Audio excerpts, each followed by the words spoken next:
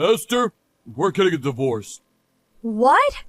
You went back to your mom and dad's place after getting discharged from the hospital. They have ramps and all that crap, so it's wheelchair friendly, right? There's no sense to you coming back to me. I just terminated the contract on the apartment, so it ain't like there's anywhere for you to come back to anyway. Barry, what the hell? Just slow down a minute. The only reason I came back to live with my folks is because our apartment isn't wheelchair friendly. It was only supposed to be a temporary arrangement. Wasn't the plan to find a new wheelchair friendly place to move in together? Maybe it was at one point, but you know what? That sounds like a real pain in the ass. What? Listen, babe, I'm real grateful for you jumping in to save me like that. I would have been in major trouble if not for you. Who knows, I could have even died. It sucks that you ended up in a wheelchair after falling down the stairs. But you know what, Sugar Dumpling? That's just the way the cookie crumbles sometimes. Thing is, Sweetie Pie, all this time alone, I've been doing some thinking. The fact that your mom and dad's place is wheelchair friendly must mean you had some close friend or relative in a wheelchair living there before. Yes, my grandma. Apparently they had some improvements made on the house to make her life there as smooth and stress-free as possible. Basically, your family home, where they have experience looking after cripples, is a far more suitable care environment than anything I could possibly provide. Think about it. You know I'm right. Oh my god. As soon as I realized that, it dawned on me just how pointless our relationship is. You're dead weight, and divorce is the only answer. How could you do this? You make it sound like you don't even care about me. I'm in a difficult enough place mentally as it is, Barry. I'm in a wheelchair for crying out loud. Did you really have to do this now of all times? Oh my god, my world is falling apart. Oh yeah, that too! Huh? Ever since you got put in a wheelchair, you've been giving off this miserable, depressing aura. Like you're constantly begging for sympathy. And I gotta tell you, babe, it's been hard on me. What the? How could you say this? In any case, I ain't got no interest in continuing married life with a depressing, crippled loser like you. That's why we're getting a divorce.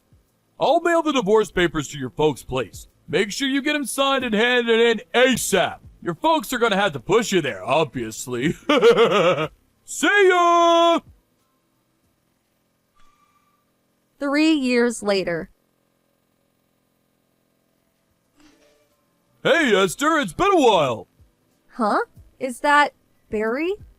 Can you believe it's been a whole 3 years? Time sure flies when you're having fun, huh?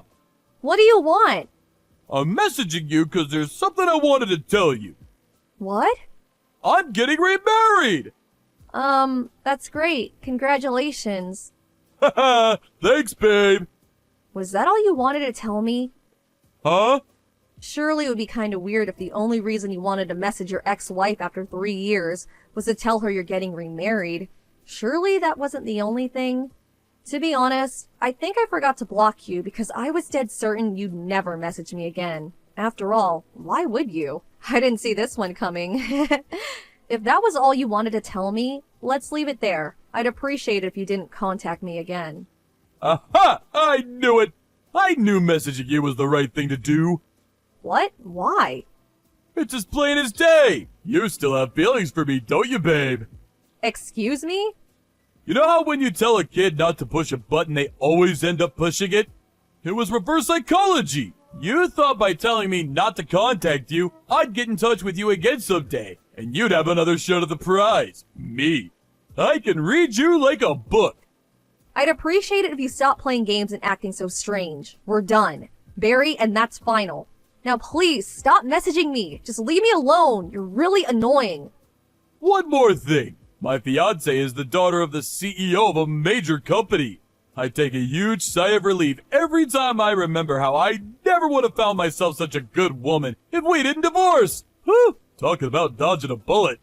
Can you imagine? Me, forced to be permanent live-in carer to some whiny cripple for the rest of my life? I made the right decision.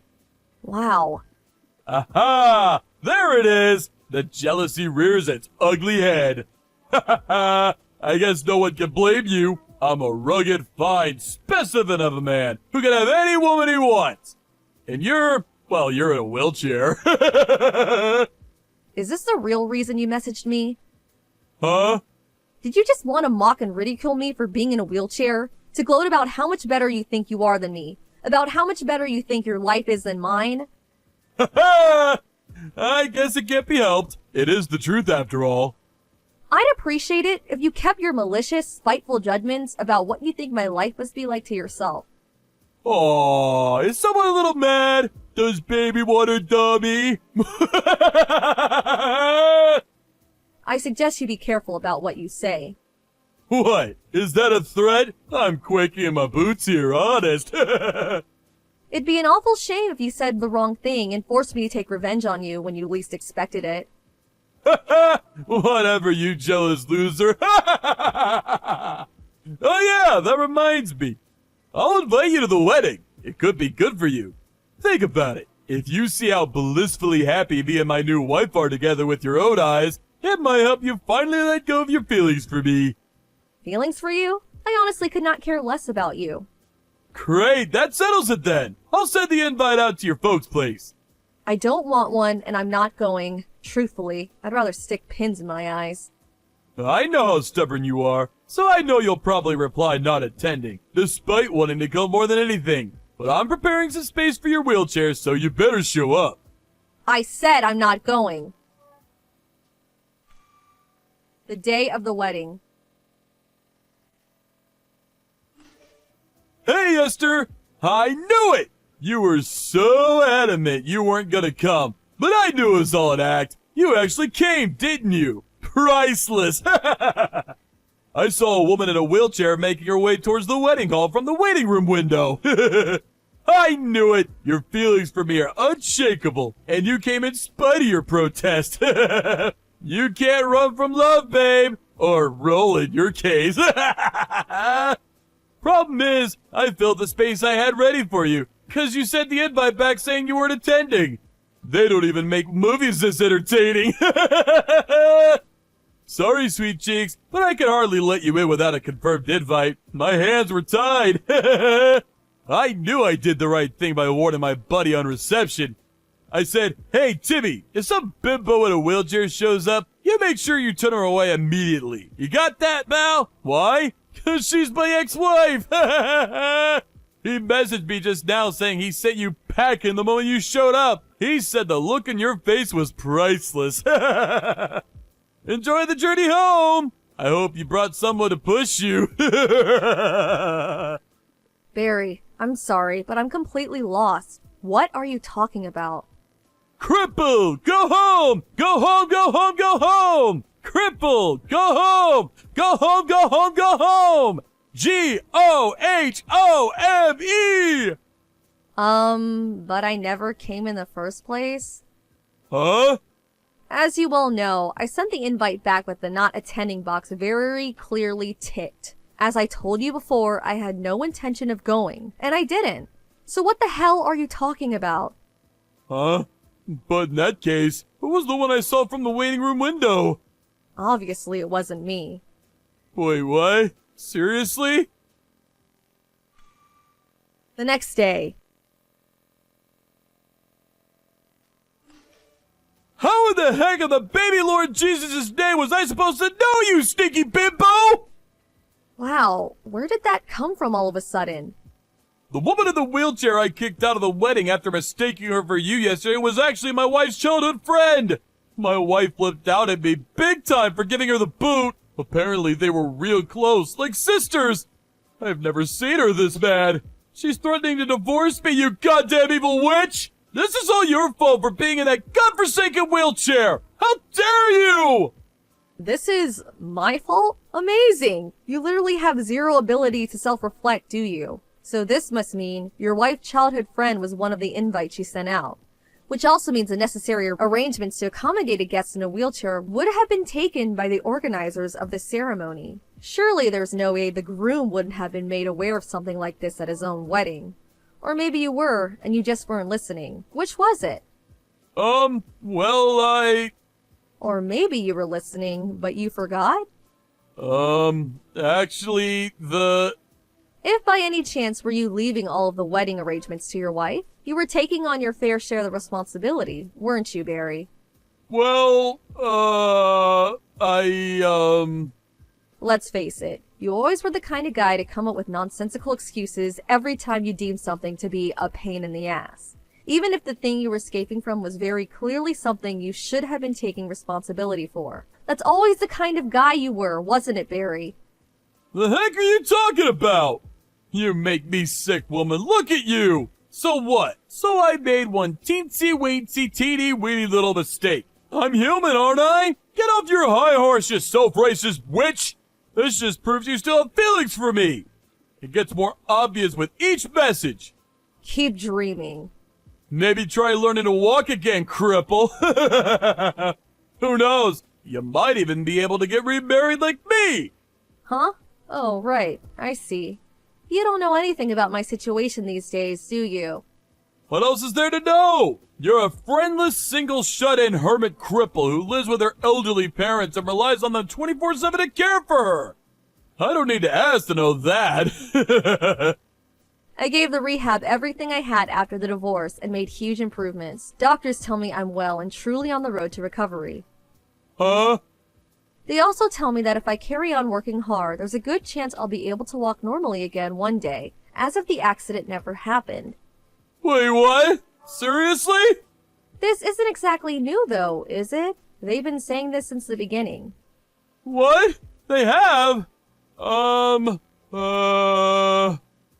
Looks like my suspicions were right. You divorced me without even properly listening to what the doctors had to say, didn't you? I did? Oh man. Oh, by the way, your new wife asked me to pass on this message. Huh? You're despicable. I want a divorce. Now. Wait, what? What? What the heck? How is she speaking to you? She just showed up at my house because she wanted to ask me some questions.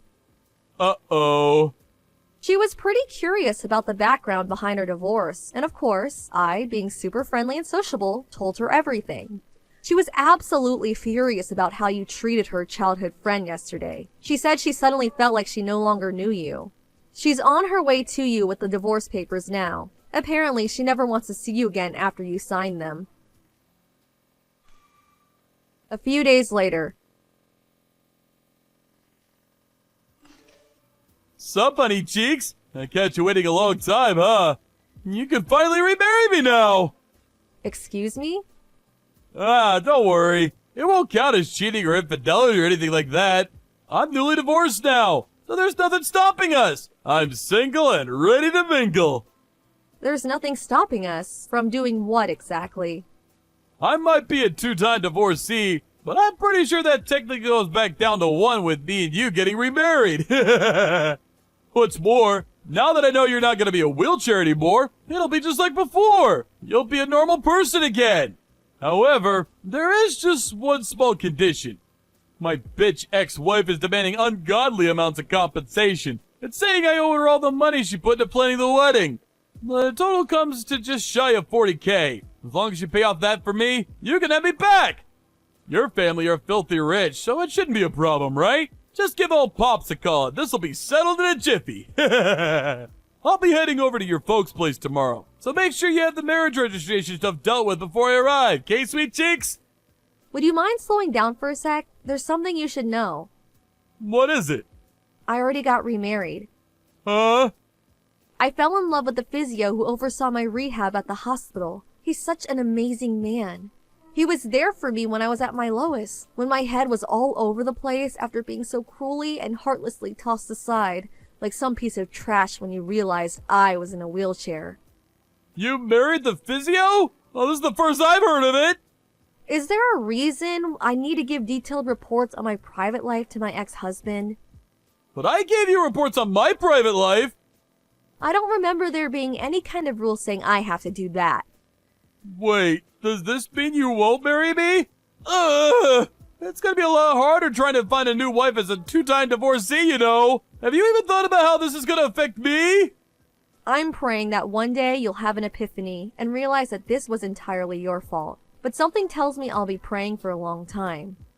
What? It'd be a miracle if you found an oddball crazy enough to marry a cruel, selfish, heartless, mean-spirited, good-for-nothing loser like you. What? That's just uncalled for! Never contact me again. Goodbye. Later on, I found out the real reason my ex-husband went out of his way to tell me he was getting remarried was that, apparently, at the time of the divorce, his friends and family found out he was ending things because the thought of caring for his then crippled wife was too much for a nuisance. Unable to cope with his newfound reputation as a total scumbag, he hatched a plan to heal his damaged reputation. The idea was to goad me into causing a scene at his wedding by provoking me into a jealous rage so he could paint me as some kind of deranged psycho whom he had no choice but to divorce. I really am tired of him. Talk about dodging a bullet. Amazingly, his parents were nothing like him, and me and them had always gotten along, so a few days later, I decided to tell them everything. They immediately hung their heads in shame and apologized profusely. His mom said, as if the shenanigans at the wedding weren't bad enough, "My goodness, Esther, we're so sorry." They vowed to keep a watchful eye on him to ensure he could never hurt anyone again. Last I heard, he was being forced to work to exhaustion to pay off his debts by his ex-military dad.